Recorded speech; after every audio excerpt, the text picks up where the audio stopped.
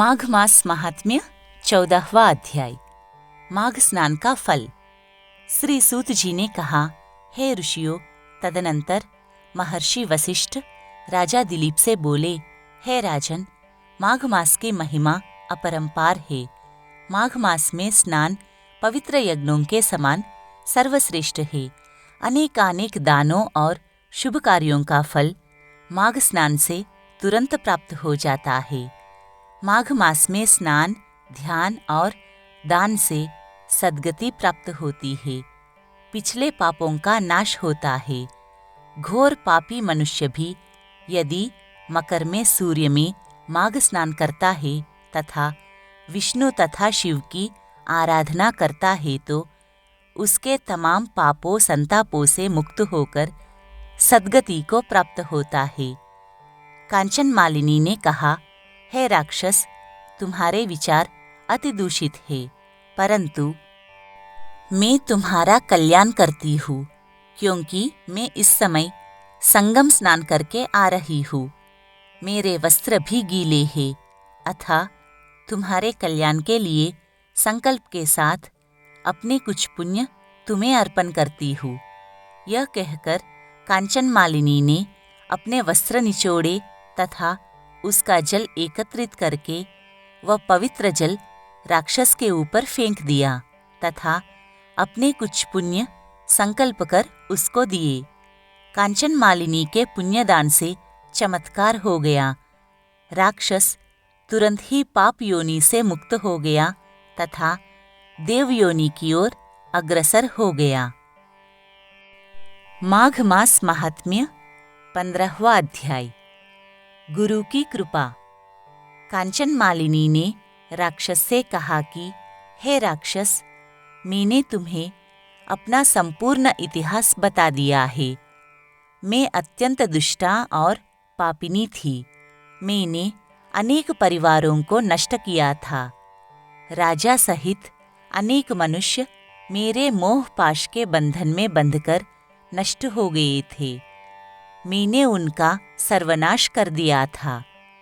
पंडित कृपालु के कारण ही मुझे ज्ञान मिला। उन्होंने ही मुझे माघ मास का महात्म्य बताया था तथा मेरी पापात्मा को शुद्ध किया था। मैंने तुम्हें बताया था कि किस प्रकार इंद्र ने अहिल्या के तप को नष्ट करने का प्रयत्न किया। गौतम ऋषि ने इंद्र का उद्धार किया। पाप कर्म और दूषित विचार मनुष्य की तो बात ही क्या, देवताओं तक को पथभ्रष्ट कर देते हैं। देवराज इंद्र को अपने दूषित विचारों के कारण ही देवलोक में छिपना पड़ा, परंतु गुरु बृहस्पति की कृपा के कारण ही माघ स्नान के पश्चात वह पाप मुक्त हो गया। अतः गुरु की महिमा अपरंपार है। गुरु ही पथ प्रदर्शक होता है।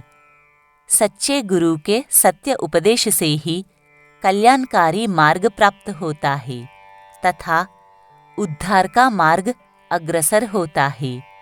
पंडित कृपालु ने मुझे सच्चा उपदेश दिया था, जिसके कारण मैंने माघ मास के व्रत किए तथा प्रयागराज में जाकर माघ मास में स्नान किए। अतः हे राक्षस, तुम भी पाप कर्म छोड़कर शुद्ध कर्म ही करो तथा प्रत्येक माघ मास में संगम पर स्नान करो। तुम्हारा अवश्य ही कल्याण होगा। कांचन मालिनी ने माघ स्नान की विस्तृत व्याख्या करते हुए बताया कि, हे राक्षस, हिंसा महापाप है। किसी भी प्राणी की आत्मा को कष्ट देना, उसको गलत मार्ग दिखाना, परस्त्री गमन, पराये धन का हरण करना तथा धर्म मार्ग से विपरीत कार्य करना महापाप है। ऐसे कार्य करने वाले प्राणी के हृदय में शांति वास नहीं करती।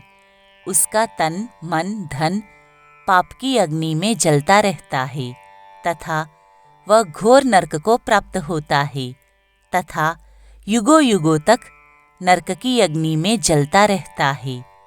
भगवत भजन तथा धर्म कार्य ही देवलोक की ओर मार्ग प्रशस्त करते हैं। अतः मनसा तथा कर्मणा धर्म में लीन बने रहने से ही उद्धार और स्वर्गलोक की प्राप्ति होती है।